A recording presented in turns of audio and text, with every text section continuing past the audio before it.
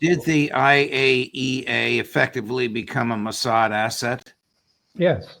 Oh, indeed. Yes. They were passing the information to Israel, and there's pretty credible evidence. So the viewers know what we're talking about. This is the independent, international, nonpartisan examiner of all nuclear equipment under the Non-Proliferation Treaty was gathering information from Iran and passing it on to the Israelis. The Israelis who haven't signed the treaty and who don't abide by it and don't even admit that they have nuclear weapons. I think also for a long time it's been suspected, I can only use the word suspected, by not only Iran, but other states too, that the ability of Iran, of Israel, to kill, I think it's 12 senior, if you like, researchers, nuclear scientists, to assassinate them in their homes with their families on the 13th. Where did that, all those details come from? Of course, they could have come from the ground, there could have been agents, but also it was, of course, the IAEA who insisted on questioning these scientists and having their details so that they could talk to them.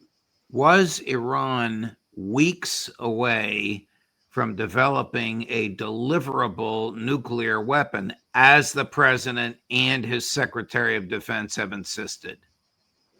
I don't know that any decision had been made to move to a nuclear weapon. This is pure presupposition that has been adduced. I think it's far more likely that they will be moving possibly towards it, but it's not that straightforward.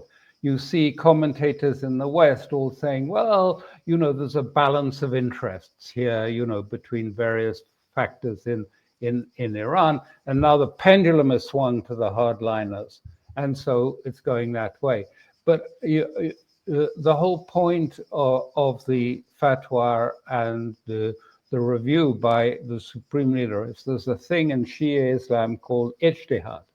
Ijtihad allows law and, if you like, the Sharia to be amended according to the necessities of time and circumstances.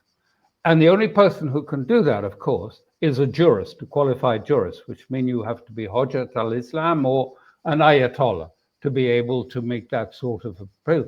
But it won't be just made on a matter of interests. It will be made on a matter of what is Sharia, what is Islamic morality about who may be killed and not killed during a war. It is, if you like, the Shi'i version of the just war that Christians have. What is a just war?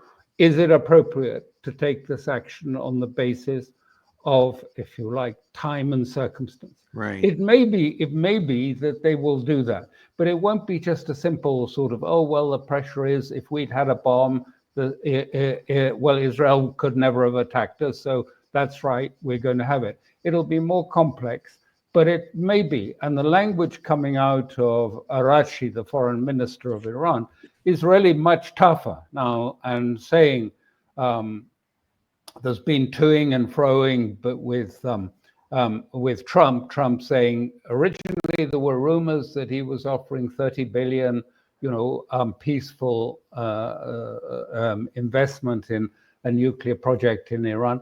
Then he said that's untrue, false news from the media.